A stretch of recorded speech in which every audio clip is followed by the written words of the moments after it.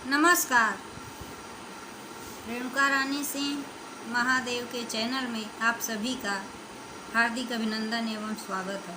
आज मैं धर्म का वास्तविक मर्म के विषय में कुछ जानकारी लेकर उपस्थित हुई हूँ। अनेकानेक लोग परिश्रम, उद्यम, प्रयास और अभ्यास से जीवन में चमत्कार की आशा कर बैठते हैं।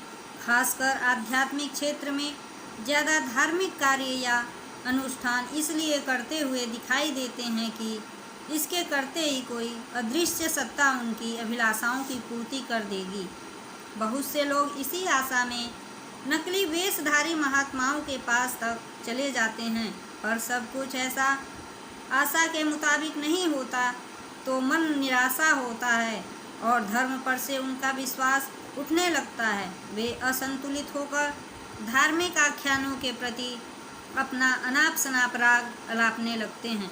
देखने में आता है कि बहुतेरे साधु संत का भेष बनाकर लोगों की इस कमजोरी का दुखद स्थिति तक शोषण करते हैं, जबकि किसी उपलब्धि या प्राप्ति के लिए अनेकानेक ग्रंथों, महान पुरुषों से प्रेरणा लेकर सुनियोजित प्रयास और परिश्रम करना चाहिए।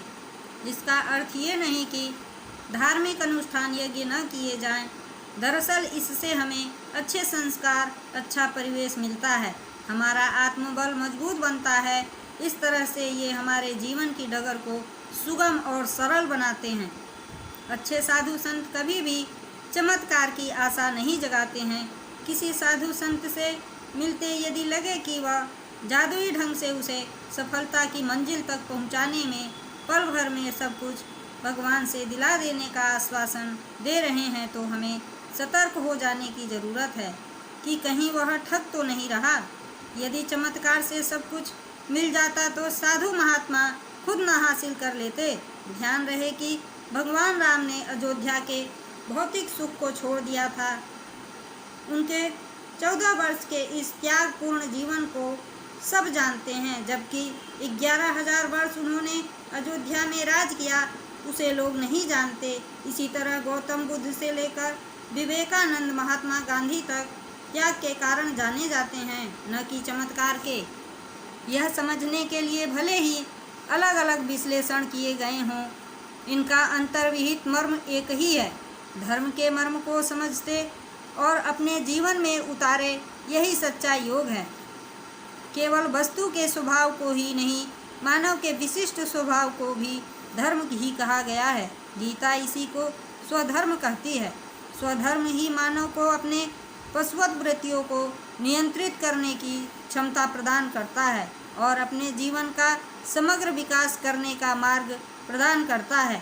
इस अर्थ में धर्म आत्म विकास का मार्ग है। पशु मानव से मानव, मानव से महामानव व महामानव से दिव्य मानव और अंततः साक्षात दिव्यता को ही प्राप्त करने का मार्ग धर्म है।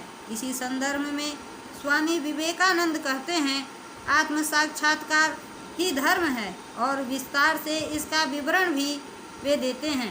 प्रत्येक जीवन में अंतर्निहित दिव्यत्व है। इस दिव्यता को जीवन में प्रकट करना ही यह संभव है। ज्ञान योग व भक्ति योग, राजयोग व कर्म योग, इन चारों में से एक अथवा अनेक या कि सभी के आचरण द्वारा मुक्त होना ही धर्म का मर्म है।